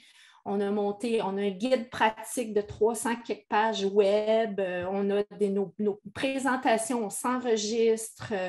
On fait des séances de debriefing, des genres d'ateliers ou de clubs de lecture où on discute de cas cliniques pour apprendre les uns des autres. Bien, c'est ça, investir dans l'avenir, puis dans l'apprentissage, puis dans l'autonomie. Alors, la technologie, oui, on y croit. J'ai investi depuis des années, la télémédecine. J'avais même acheté des kits d'entraînement ex-body où il y a de l'électrostimulation musculo-squelettique qui renforce je dirais, le cardio, le musculo pour les gens. Mettons les gens là, qui ne peuvent pas courir sur un tapis, ben, c'est un appareil. Puis en passant, j'ai tout ça encore. Là. C'est dans notre entrepôt. Fait que quelqu'un qui veut faire de la réadaptation, c'est là. La dermascopie, l'appareil est là. On avait des technologies aussi en esthétique. Clox, j'ai fait de la recherche avec Clox, puis c'est une technologie qui a été développée au Québec où la lumière bleue à travers un gel décompose la lumière bleue, les longueurs d'onde, pour aider les tissus à l'autoréparation, l'autorégénération. Ça a même été utilisé en Europe pour guérir des plaies en vétérinaire ou autre. Donc, on peut améliorer ou accélérer la guérison de certaines plaies. Donc, on a participé donc à certains projets de recherche en cannabis médical, en dermascopie. Clox, c'est de la biomodulation par fluorescence. Dépistage précoce des maladies, voir comment on pourrait, avec la pharmacogénomique, voir si quelqu'un est bien équipé pour métaboliser ce qu'il mange, puis orienter un petit peu son alimentation en fonction de son métabolisme. Analyser les risques de cancer en regardant avec les natural killer cells. Ça, c'est nos lymphocytes qui nous défendent contre les cancers, les virus, les méchants virus. Alors, c'est toutes des choses qui ont été développées, étudiées, regardées au cours des 10 dernières années parce que je viens du milieu de la recherche. Moi, je ne peux pas fermer les yeux là-dessus. Je suis toujours à l'affût de dire « Ah! » C'est ma curiosité scientifique, ça fait partie de ma personnalité. Alors, plus de 10 ans à former des professionnels, à développer des protocoles d'évaluation clinique, à développer un modèle de changement, à privilégier une approche centrée sur les besoins du patient responsable et à former une équipe santé, une approche humaine et responsabilisée et personnalisée. Bon, mon modèle, mon PPPP pour un avenir prometteur. Alors, moi, je souhaite qu'on travaille ensemble. Alors, moi, je crois au partenariat privé-public, patient et prévention. Je pense qu'on est rendu là. Je pense que c'est important d'y voir. Et je suis très fière de vous le présenter ce soir parce que pour moi, c'est important qu'on change le paradigme et qu'on commence à travailler de cette façon-là pour sauver notre système de santé. Ça va donner une accessibilité à une fluidité interprofessionnelle, le partage des responsabilités financières. Je vais vous présenter quelques idées. Prendre en main sa santé, être dans la prévention et moins dans l'intervention. Si on était capable de ne pas se rendre à toujours traiter la maladie, est-ce qu'on veut ça? Est-ce qu'on veut continuer comme ça? On n'est plus capable. On est sur respirateur là, actuellement. Puis même, pas sûr qu'il marche tout le temps. Il y a des pannes d'électricité des fois. Alors, comme modèle de PPPP, ben, je peux vous présenter les coops. Les coops qui ont été créés, ça fait quand même peut-être 20 ans, 30 ans, où il y a une cotisation annuelle de services, puis il y a des services RAMQ. Les gens, ça devient leur coop. Moi, je suis une coop privée parce que je ne suis pas subventionnée par l'État, mais les coops ont été tolérés quand on a enlevé les frais accessoires parce qu'au Québec, il y a des lois qui ne permettent pas qu'on fasse du privé puis du public au même endroit. C'est comme ça. Alors, ça aussi, il faut que ça change. Alors, une coop, c'est un exemple. Il y a certains services qui pourraient être payants, puis d'autres, parce qu'il y avait des frais accessoires. Je ne nommerai pas le ministre qui a enlevé les frais accessoires dans les cliniques publiques. Oui, il y a eu de l'abus. Mais à cause d'un abus, on a privé tout le monde de ça. Mais même si c'est une clinique publique, c'est une clinique, c'est une entreprise. Les médecins, ils sont payés, il y a des subventions, mais il faut rouler la clinique, il faut payer les employés, il faut acheter du matériel. C'est une entreprise pareille, qui est financée en partie par l'État. Alors, enlever les frais accessoires, ça a poussé les gens vers le privé. Bon, moi, je pourrais ne pas me plaindre, mais en même temps, ce n'était pas correct. Puis ça a relégué aussi les cliniques à être obligées d'être dans des centres, alors que ça fonctionnait avant. Donc, il faudrait peut-être les remettre, les frais accessoires, ou permettre avec une balise, puis il y avait de l'encadrement sur combien on devait facturer pour certains services. Pourquoi qu'on ne remettrait pas ça? C'est normal. Quelqu'un qui fait une chirurgie dans son bureau, il faut qu'il paye son infirmière la stérilisation, son matériel. Pourquoi qu'il charge? Oui, il va être payé par la RAMQ pour faire son acte, mais il y a des vrais. Moi, je suis allée voir un plasticien pour me faire opérer à un moment donné, puis j'ai payé mon 160 $. Il avait le droit de le faire. 160 $ pour avoir une chirurgie en privé, en public, c'est rien ça. Tandis que là, ça peut coûter très cher, c'est juste du privé. Service infirmière payé, première ligne, spécialité mixte, selon le cas, privé-public. Je vous l'ai dit, les médecins, en tout cas les omnipraticiens, on ne peut pas faire les deux. Les spécialistes peuvent être en RAMQ, sortir, faire du privé, retourner. Mais même ça, c'est tout un casse-tête. Moi, quand je suis sortie, j'aurais voulu continuer à faire de l'hôpital en public puis faire ma médecine privée, en cabinet. C'est en 2008. Mais je ne suis pas plus capable aujourd'hui. Il y a d'autres provinces qui ne permettent pas la médecine privée, mais si tu fais des choses qui ne sont pas payées par l'État, tu as le droit de charger à tes patients. OK? Pourquoi qu'on ne ferait pas ça au Québec? Alors, la première ligne sans frais, les spécialités, on pourrait-tu créer des spécialistes qui ont des grandes en infectiologie ou autres, qui peuvent voir les patients au public, puis là, l'équipe CMIE pourrait les accompagner pour le suivi, pour l'ajustement, pour qu'ils puissent voir d'autres patients, puis qu'on collabore ensemble. Alors, c'est toutes des idées que je partage avec vous ce soir, puis j'espère que quelqu'un m'écoute et m'entend. Pourquoi qu'on ne pourrait pas faire différemment? Alors, en conclusion, le changement est possible, à nous de le réaliser. En 10 ans, nous avons accompli un cheminement incroyable, des défis relevés, mais avec beaucoup, beaucoup de financement de ma part, mais je vous le présente ce soir avec grande fierté. C'est un cheminement qui n'a pas été facile, mais je suis donc fière de ce que j'ai accompli et je ne l'aurais pas fait sans mon équipe. Créer le chemin du changement, l'émergence d'une médecine intégrative et fonctionnelle accessible au Québec. J'espère aussi qu'il y a des médecins qui m'entendent, qui veulent que ça change, puis qui travaillent fort, puis qui étudient, puis qui ont une rigueur scientifique. J'ai écouté un médecin de Québec à Rimouski il y a 2 semaines. Mon Dieu, que c'était extraordinaire, sa conférence sur l'inflammation, une rhumatologue. Écoute, je suis là, je la regardais, je disais, wow! Wow! Créer une communauté de santé, créer un réseau de collaboration interprofessionnelle accessible. Merci à toute mon équipe.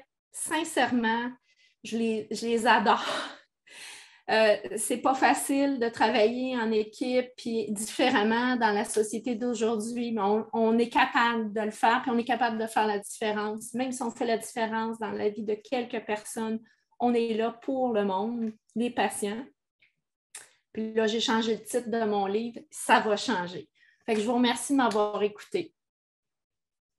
Voilà. Merci beaucoup, Lynn. C'est extraordinaire, c'est fantastique.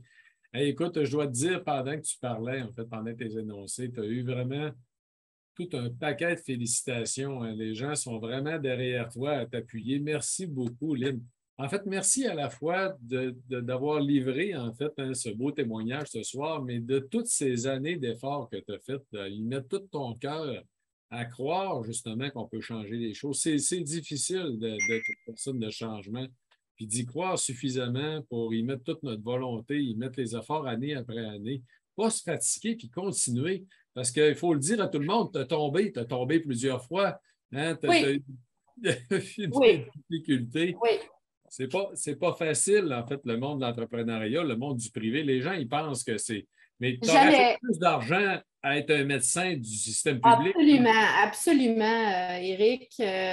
En fait, jamais plus je vais juger aucun entrepreneur parce que ce qui fait rouler l'économie, c'est la petite et moyenne entreprise. Puis effectivement, j'aurais pu pas me casser la tête à juste être médecin. Puis c'est sûr.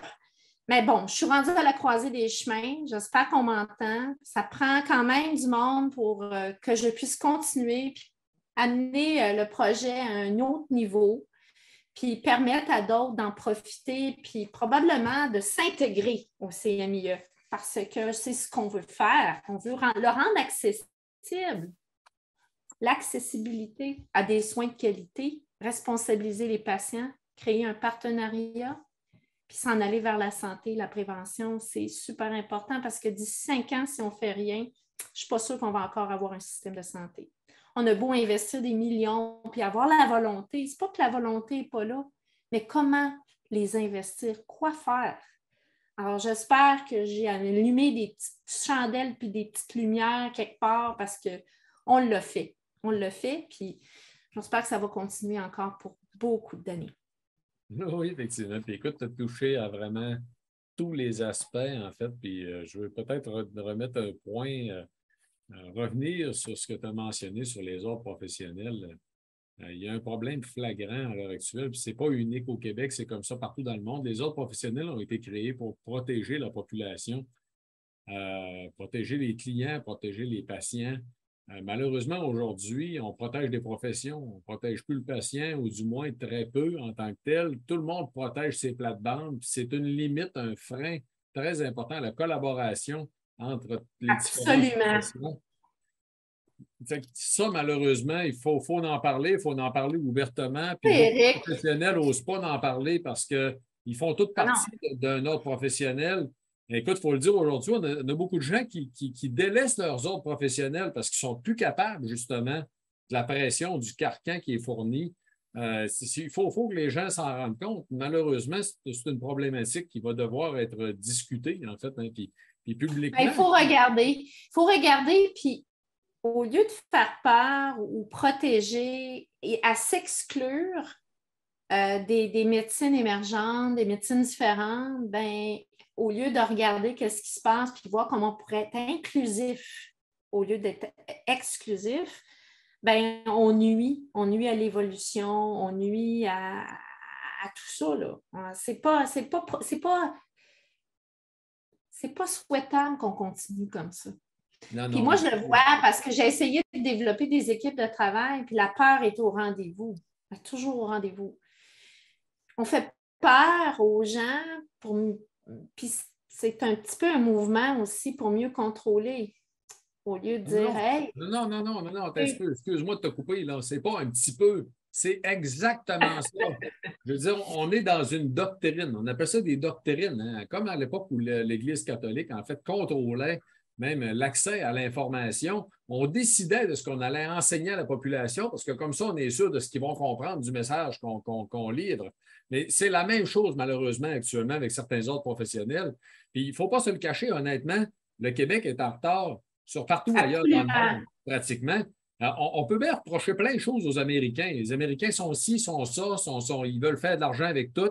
Oui, mais quand on regarde leur système de santé, puis on regarde l'ouverture qu'ils ont, puis l'aspect d'innovation qui se passe aux États-Unis, c'est extraordinaire. Ils vont avancer plus vite que partout ailleurs parce qu'ils vont laisser place à l'innovation. Et c'est chose qu'on ne En fait pas, fait, malheureusement. en fait, ce qui est triste, Eric, c'est qu'ici, il y a du monde extraordinaire qui font du beau boulot, qui ont des compétences exceptionnelles, mais on les perd. Parce que Ouais, ouais. qu'est-ce que tu fais quand tu apprends comme moi, là, j'apprends des affaires, puis je ne peux pas faire le quart de ce que j'apprends ailleurs parce que ça vient d'ailleurs, ça ne vient pas du Québec. J'ai deux mains liées comme ça. Puis là, je suis là, je veux aider. Alors, à un moment donné, ça devient comme ça n'a plus d'allure. Des bons médecins, des médecins qui travaillent à faire à essayer de changer les habitudes de vie de leurs patients, puis qui se font taper ses doigts s'ils sortent un petit peu du cadre de référence. C'est ridicule. Puis là, c'est la dénonciation, le délateur. Ah ben non, non, non, là. Tu sais, ça n'a plus de bon sens, là. Il faut arrêter ça, là. C'est fini, ça. C'est plus le temps de faire ça. Il faut montrer le chemin, il faut travailler ensemble. Puis peut-être qu'à expliquer, qu'à montrer qu'on peut faire bien les choses, ben peut-être qu'ils vont dire oh, ben là, eux autres, là, ils ne parlent pas à travers leur chapeau. Tu sais, nous autres, on a des structures, on a des consentements. Ça coûtait cher faire ça, là. Mais ça marche. Parce qu'il faut montrer la bonne façon de faire. Non, non, Et tu as non raison. critiquer, puis chialer, puis dire oh non, ouais, nanana. Ah non, on va montrer le chemin en place. On va être stratégique. On va Tu as donner raison. des trucs. Tout à fait, en fait, tu as tout à fait raison. Ça, c'était fantastique. Écoute, Lynn, pour remercier, en fait, hein, on a encore plus de 200 personnes qui sont avec nous ce soir. Oh mon Dieu! Oui, oui, puis on en avait plus que ça tout à l'heure. En fait, on a préparé aussi hein, un code rabais qui va vous donner un accès à un rabais de 10 sur tout ce que vous avez accès, en fait, dans le site Internet de Vitali. On n'a jamais fait ça. Donc, ce soir, c'est vraiment quelque chose de particulier pour vous remercier tous et chacun d'être là, mais pour souligner aussi l'importance de la conférence de ce soir en santé intégrative, en désir du vouloir du changement, en fait, même pour notre système de santé. Écoutez, je vais vous l'écrire dans la boîte à discussion, tout simplement. Alors, regardez bien ici. Le code que vous avez, donc surprise 10-octobre 22, est un code rabais qui est disponible. Attendez un instant, regardez, je vais vous partager mon écran. C'est une surprise pour moi aussi, hein, en passant. Oh, oui, tout à fait. Il n'y a personne qui est au courant. On a décidé ça avec l'équipe, en fait, d'Idon Technologies, Vitali, au courant de la semaine, en se disant justement que ça serait important de souligner ce qu'on est en train de faire ce soir. Regardez bien, je vais vous partager mon écran pour vous permettre d'en prendre note, en fait, tout simplement pour en parler. Regardez. Rapidement, pour ceux et celles qui ne connaissaient pas encore qu'est-ce que l'on fait au niveau d'Idon Technologies, les produits Vitali, vous savez, en fait, c'est une entreprise que j'ai créée en 2013 qui a deux grands axes de développement, la recherche fondamentale au niveau du vieillissement, de la longévité cellulaire, et de l'autre côté, tout ce qu'on peut faire, en fait, pour maintenir les gens en santé, la longévité en santé le plus longtemps possible, donc, y compris une meilleure compréhension de tout ce que font les gens des populations centenaires. C'est ce qui m'a amené à écrire des livres. Je vais en écrire d'autres aussi. Il y en a deux autres, en fait, qui sont sur la table actuellement en préparation. Donc, le code que je vous donne ce soir est applicable à tous les produits Vitali, tous les produits bases et même aux livres en tant que tel. Donc, c'est un code de 10 qui est applicable à la totalité du panier sur tous les produits, tout ce que vous pouvez acheter sur le site Internet de Vitali. C'est une utilisation unique. Donc, pensez-y comme il faut à ce que vous allez acheter. Même si vous achetez plusieurs produits, il n'y a aucun problème. Même plusieurs unités du même produit, il n'y a pas de problème. Ça ne peut pas être jumelé à un autre code. C'est valide jusqu'au 20 octobre. Du 20 octobre ce soir, en fait, 19h, jusqu'à dimanche soir à minuit. Donc, vous avez jusqu'à dimanche soir à minuit pour l'utiliser. Tout ce que vous allez acheter, en fait, 10 de rabais, peu importe ce que vous décidez d'acheter.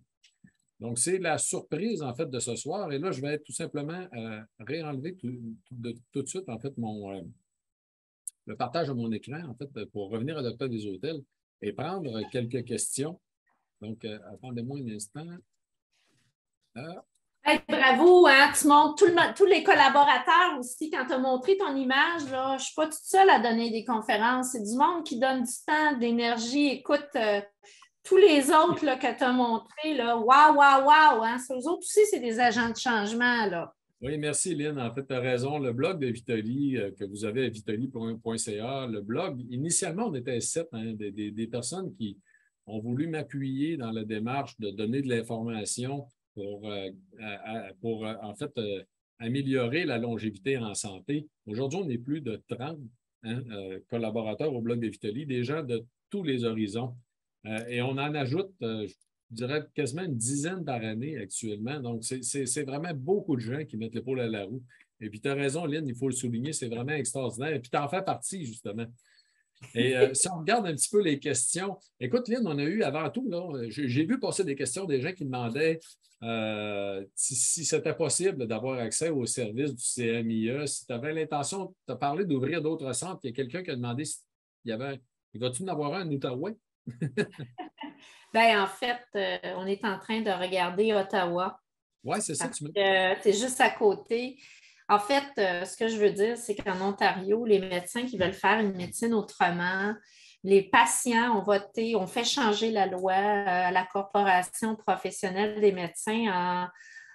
Les médecins qui veulent pratiquer une médecine autrement, si ça ne nuit pas à la santé des patients ou si ils ne se feront pas blâmer de quoi que ce soit. Donc, ça ne remplace pas les traitements conventionnels ou les traitements de maladie comme tels, mais tu as le droit d'appliquer des thérapies complémentaires sans avoir un risque de te faire blâmer par ton ordre professionnel. Alors, en Ontario, c'est les patients qui ont fait changer le règlement.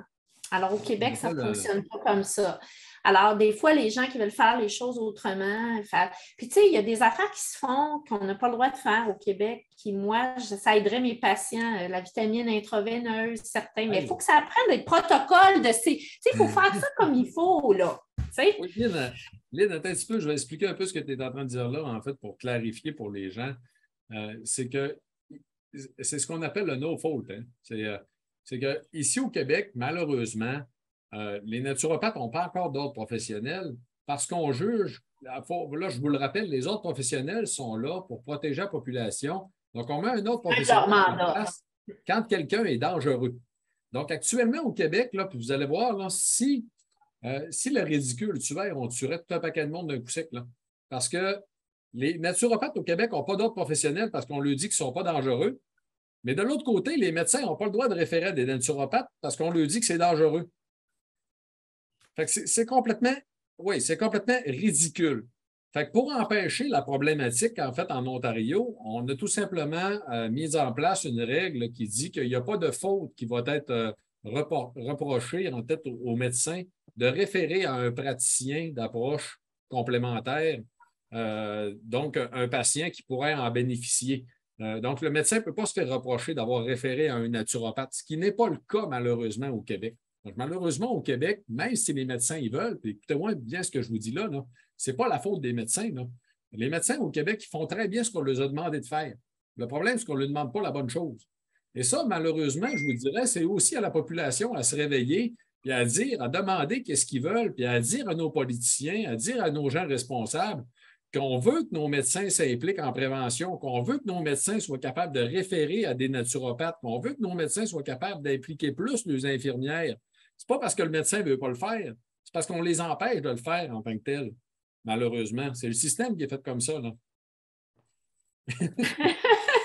C'est émotif. Hein? C'est correct, c'est correct.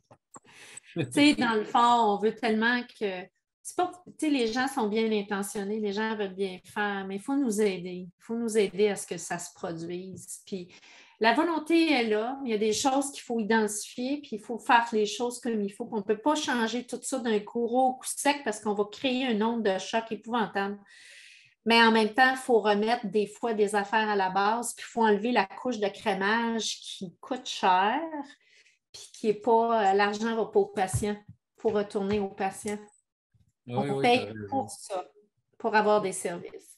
Puis, il n'y a rien de parfait. Même chez nous, ce n'est pas parfait. Même si on a toute la bonne volonté, tu sais, on a des enjeux, hein? Le monde n'est pas parfait. Puis Dieu seul sait qu'en ce moment aussi, on est dans une ère de déresponsabilisation. C'est pas juste de dire la santé, c'est comme ah, c'est pas moi, ah, c'est pas ma responsabilité, ah, c'est ta. Tu sais, ça aussi, il faut ramener ça, là. Tu peux pas continuer comme ça, là.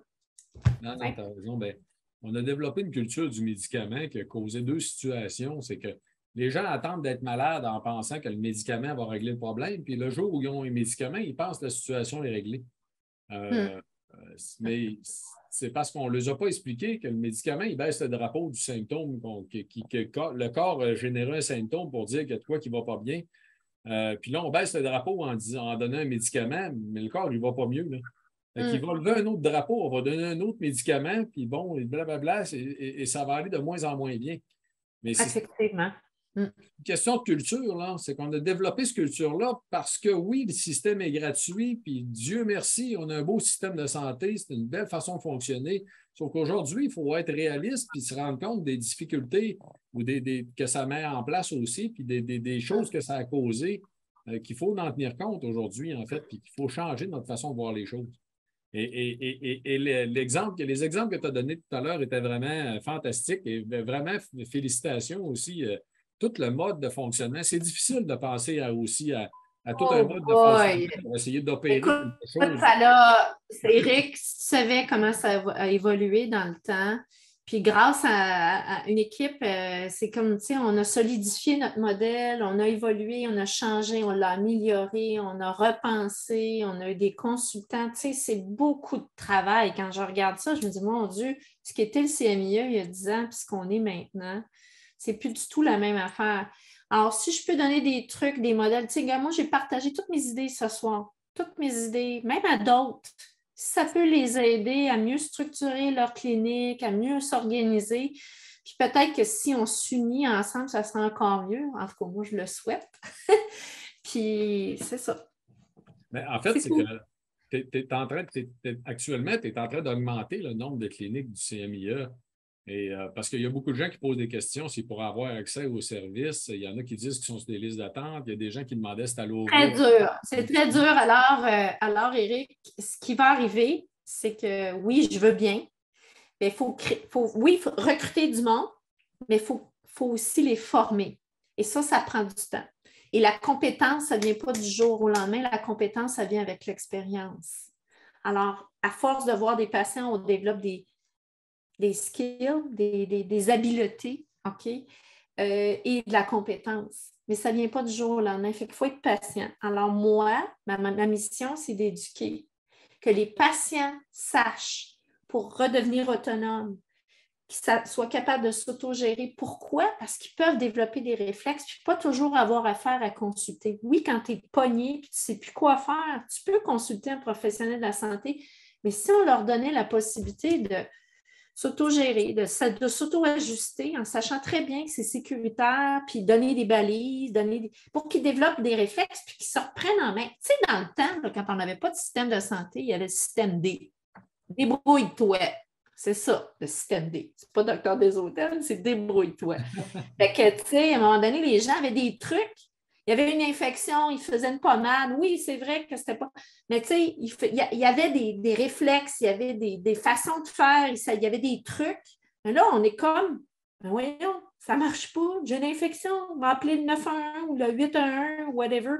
L'urgence. Oui, les urgences, c'est 200%. Ça a peu d'allure, comment ça. Tu sais, on peut-tu trouver une façon d'accompagner, d'équiper, d'être efficace, d'interagir, puis il va falloir qu'on arrête d'être dans des vieilles affaires, des vieilles façons de faire. Il y a tellement d'affaires. Avec la télémédecine, on peut faire beaucoup. On peut même examiner des patients à distance en leur demandant de s'auto-examiner.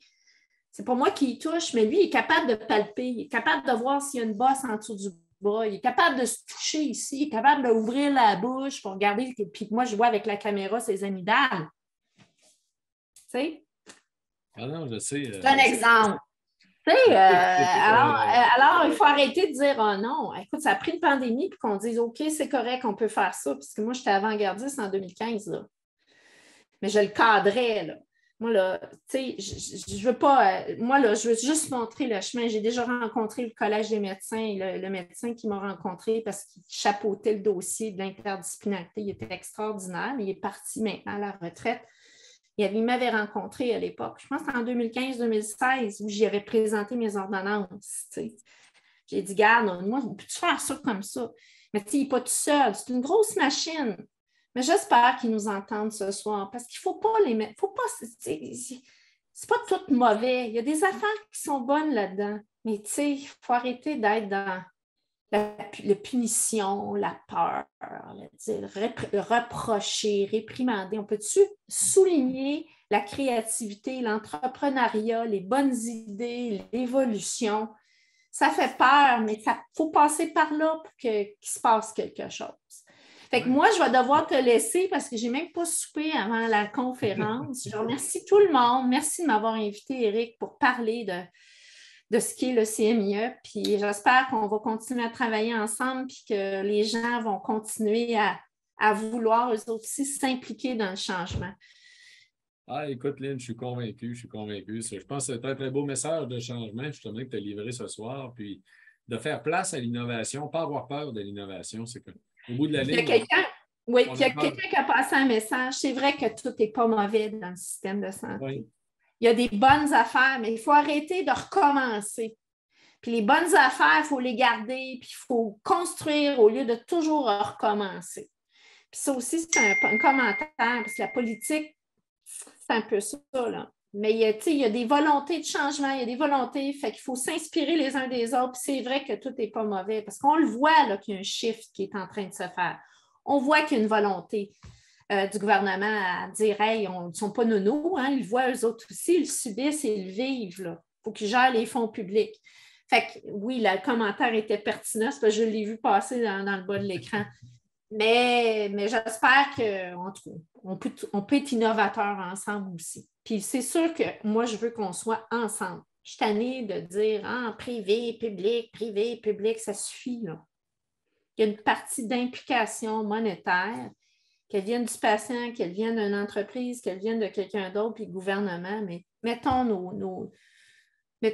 toutes nos ressources ensemble au lieu d'être séparés tout le temps.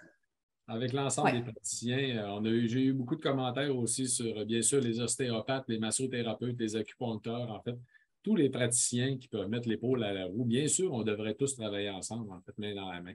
Mais merci beaucoup, Lynn, en fait. Hein, je te souhaite bon appétit en passant, même à cette heure tardive. Merci. Au plaisir de se revoir bientôt. Merci beaucoup, en fait, pour tous tes efforts, du fond du cœur. Merci. Bye bye. Bye. Bye. Au revoir tout le monde.